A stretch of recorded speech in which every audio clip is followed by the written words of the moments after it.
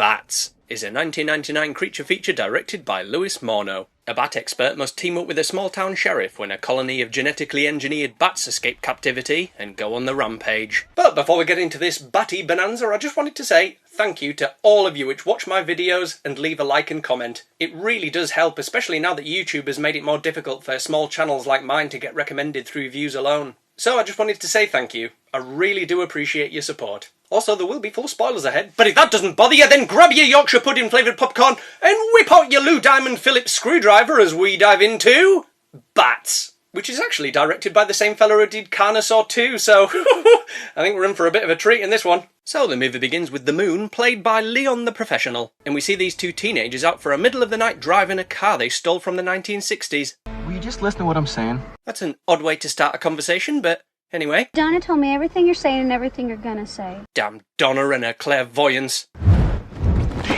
Then Lado says, "You stay in the car, I'm just gonna go and make sure there isn't any killer bats around." And hoo-hoo-hoo! Oh, that shirt is certainly a choice, fella. You try to get laid or are you going to a rodeo? Either way, someone's getting a ride.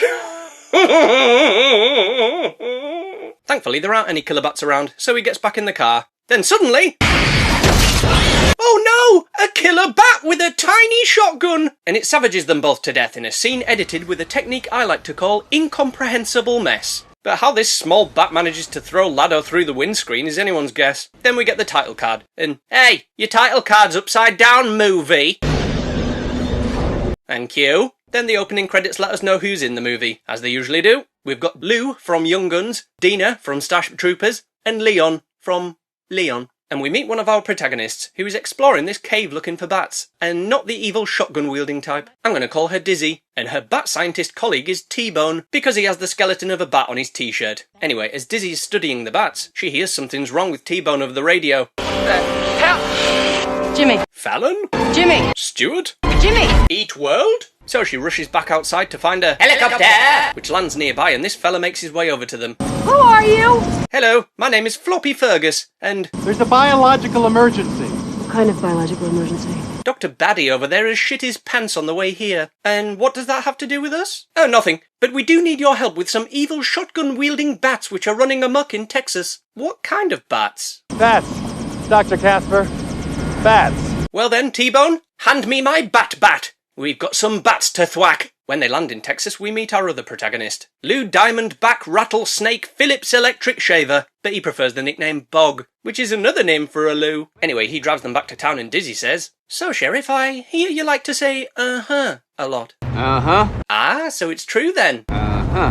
Do you want to give me $500? Uh-huh. I mean, no! Ah, you've said it now! And I'd like it in $1 bills, please. Just stacked. So they arrive at the morgue and Floppy Fergus says to the mortician, "Right, before we check the body, I need to do an impression of a donkey." That's all right with you? Hell yes. You definitely need some Tic Tacs or something, because your breath stinks! Huh, that was really good, son. Want to hear my impression of an elephant? No. Then they check the body and... oh, Jesus! Oh, God! Oh, Jesus! God! Oh, Mary, Mother of Jesus! Jesus of Nazareth! There's some folks around town think some kids might have done this, some satanic cult ritual. Hang on. What? Some folks actually think a bunch of kids scratched this fella to death, pulled out his eyes, ripped off his lips, and then disemboweled him? Yes, that is what he just said. Oh, good. I'm glad I wasn't hearing things. So they take a good look at the body and Fergus says, "Well, if I'm not mistaken, this person is deceased." What's going on here? We're all standing in this room examining a body. Geez, keep up, Dizzy. Then Dr. Baddie explains that these aren't your average bats and that they escaped from his lab. Impossible.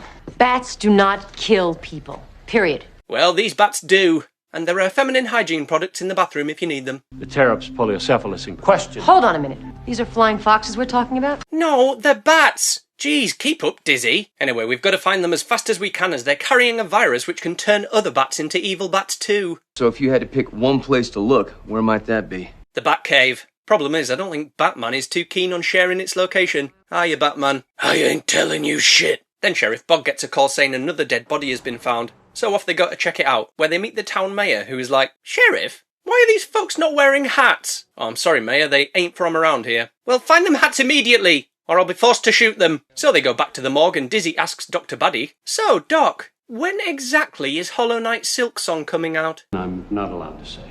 Now that's bullshit. No, that's my shit. Apologies, I'm still having bowel problems. Okay, let me ask you a more relevant question. Why did you make these super bats? I'm sorry, but again, I'm not allowed to say. Well, what are you allowed to say? I'm a scientist. Now that's bullshit. Then T-Bone throws his opinion into the mix too. I don't like anything moving higher up the food chain than me. Period. Well, these bats have, and they're a feminine hygiene product in the bathroom if you need them. Anyway, T-Bone whips out his bat catastrophe calculation computer and says, Those dots, those are our bats. No, they're not, they're just dots on a computer screen. But are you joking, or... Yes, I'm joking, T-Bone, carry on. Right, so by the computer's calculations, in 6 months' time, the entirety of North America will be completely overrun by the buggers. Good God! It'll be a batastrophe! Now that's bullshit. So the plan is to trap one of the winged wankers and plant a tracker on it so it'll lead them to its roost where they can destroy them all. So they set up nets and wait until dusk, where Sheriff Bog says, you know, people say on a really quiet evening you can sometimes hear the moon talk. How are you today? Sheriff, if you're trying to put me at ease... Then stop blowing smoke in my face. Sorry about that. But then Dizzy's bat alarm starts going off, and she sees there's a few more bats heading their way than expected. How many have we got? More than a couple. Well, what do we do? Run! So they get chased back to the car by a legion of poorly rendered CGI bats. And it's not long before the entire car is covered in them, and our heroes are like, well, at least I don't see any shotguns, so I think we're going to be okay. But then the sneaky buggers start crawling in through any hole they can find. I bet the actors felt daft flailing about with now actually being there, like, ah! Anyway, T-Bone and Deputy No Chance turn up to help, which makes the bats turn on their headlights. And again, we could just hightail it out of here now. Fortunately, the bats then leave as it's past their bedtime. Once Dizzy and Bog get out of the car, they realise that one of the buggers is trapped under a wheel. So they pop it in a cage and T-Bone says, I've been doing some thinking. What I figured out is this. These are bats. Whoa, now let's not jump to any conclusions, T-Bone. Then Floppy Fergus and Dr. Baddy show up, with the latter all like, oh great, you caught one. Can I have it, please? That bat owes me a tenner. No, you cannot, you peen-arse. Catch your own. So they manage to attach the tracking device to the bat, but Dr. Baddy says, I'm telling you, this isn't going to work. I know what these things are capable of. They even beat me at chess. Anyway, they release the bat so it can lead them back to its roost. How's it tracking, Jimmy? It's not tracking Jimmy, it's tracking the bat. Jeez, keep up, Dizzy. But almost immediately it gets attacked by two other bats which slice it in two. Oh great, and now they have swords? That's it, man. Game over, man. It's game over. So the plan failed before it got off the ground. Well, I mean, it did get off the ground, but you know what I mean, so shut up! Anyway, Dizzy tells Sheriff Bog to contact the mayor and get her to evacuate the town. We're gonna need more help. Batman, will you reconsider helping us? No, I've got bigger fish to fry, and I'm gonna have it with chips and a slice of lemon. Not to worry though, the military will arrive by the morning, so the town just needs to get through one night. But when they get back to town, they see everyone is still milling about as normal, with Bog saying, Well, crashed in a sidecar, man. What the hell are all these people doing out? What are you asking me for? I'm not the town mayor. But it's too late, as the bats are already here, flying into town from quite possibly the lowest resolution mountain backdrop I have ever seen. So everyone starts panicking as they do, and Deputy No Chance thinks, excellent, now's my chance to smash through a glass door like I've always wanted to do. The bats follow him in though, and oh my god, why has certain shots gone all skew-if all of a sudden? Ugh, it's more off-putting than me playing mini-golf while drunk. Then this grown-ass man is somehow overpowered by the small flying mammals and they nibble his neck to death. Elsewhere, and what are you driving like that for, you bellend? You're causing significantly more damage than the bats are! Oh, and while bafflingly stupid behaviour is on the menu, this barman says, don't mind me, customers, I'm just gonna waddle out into the street with a shotgun and start blasting the sky. Take that, you up in the air, bastard! Meanwhile, Sheriff Bog fights off the blighters while lying under a truck, because he needed to lie down. Dizzy's having a few problems of her own too, as I think she's being stalked by the Predator. No, my mistake, it's just a bat which fell out of the ugly tree and hit every branch on the way down. So she tries to shoot it and hits everything but the bat. Then she runs outside and hides in the ticket booth of the cinema. But then she's forced to jump out as some nutbag drives his truck into it saying, yeah, that's what you get for increasing your ticket prices, you cinema bastards! Bastards! But oh no, now Dizzy is out in the open and is being attacked by the bats. Not to worry though, he is Floppy Fergus to the rescue. And by rescue, I mean they'd just rather eat him instead. Then the bats all sod off because they've got better things to do. So everyone regroups and Dr. Baddy says, My God. Yeah, I get that a lot. Anyway, I'm off now folks, so good luck with them bats. Bye! 'Cause I'm a badass and you don't wanna... Anyone notice there was no one driving that motorbike?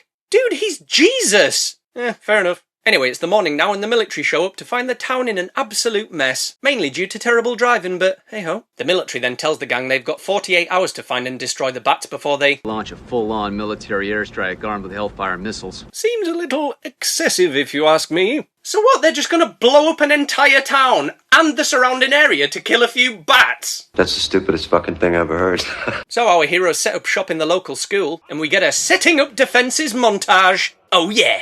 Anyway, the military allow them to link the bat catastrophe computer to a satellite which will show them where the bats are coming from. Then once they've found the roost, they're going to lower the temperature in there until they all freeze to death. Simples! But they've got to make it through the night first. And is it just me, or is 90s Dina Meyer absolutely broken? Anyway, the military drop off some equipment for them from their helicopter, as they'll need these special suits to protect them from the toxic fumes produced by the guano in the bat's roost. Guano? It's bad shit. Trust me, you don't want to die choking on no bad shit fumes. Actually, I think that's for me to decide, thank you very much. Then the bats are on the move, and the satellite picks up where they came from. Turns out it's a huge nearby mine which was recently closed down because one of the miners broke his thumb. And no one thought to check this place earlier because apparently it was too obvious to check. So Bog contacts the military and tells them where to drop off the Bat Freezer 9000, which is 3 times better than the Bat Freezer 3000. But I tell you, they better not go into that mine themselves because it's not theirs, it's mine! Dr. Buddy doesn't have much faith in everyone's plan though. Should be a piece of cake. No, it won't. They'll try and stop you. That's how I designed them. Be perfect killing machines. But again, Doc, why? And now, we'll put an end to all this. Oh, he's insane. That's why. Yep, turns out Dr. Baddy let the bats out of his lab on purpose, because he thinks he can control them and wants to take over the world. Which is so stupid, I love it. Anyway, Dizzy is like, damn it, I should have known you were a baddie, Dr. Baddy. Very perceptive, Sheila. So the bats descend upon the building and start breaking in. Our heroes try and hold them off, with T-Bone even whipping out a homemade flamethrower. It's on now! How did you know we were weak to fire? Their makeshift electric fences also do a good job. That is until Dr. Baddy disconnects one and wanders outside, where he stands in the open like, Come to me, jungle friends. But as you can imagine, the bats savage him to death, as they don't take orders from anyone anymore. Then they all sod off, thankfully, so our heroes can get ready to execute Operation Frosty Flying Fox. The next morning and they arrive at the mine entrance, only to find that all the military stationed there have been killed. And not a single one of them thought about getting inside the armoured vehicles for safety. Bloody typical. So Bug calls General Hasty again, who now tells them they're planning on bombing the mine in an hour's time because the troops they sent in didn't manage to turn on the Bat Freezer 9000. Bug tells them they're going to do it instead, so it's time to suit up. T-Bone is staying outside though, as he's going to seal up the entrance with explosives once they get back out. So into the mine they go, with T-Bone saying, When this is over, I'm gonna lay on the beach for like 3 years. Fire up the blender, Jimmy. I'll bring the tequila. I'll bring the orange juice. Aye, and I'll bring the cocktail cherries, is what I'd say if I hadn't already eaten the full jar. Which I have. Anyway, they continue deeper into the mine, when all of a sudden the floor collapses, and they fall down into a deep pool of guano. Woo! Nasty. Are you kidding me? I am not up to my chest in bat shit. No, I'm not kidding, Bog. You are literally up to your chest in bat shit. And I tell you, it's a good job those suits have got lights on them, because I'm pretty sure lighting up a flare with the methane from all that guano would... Woo! Nasty.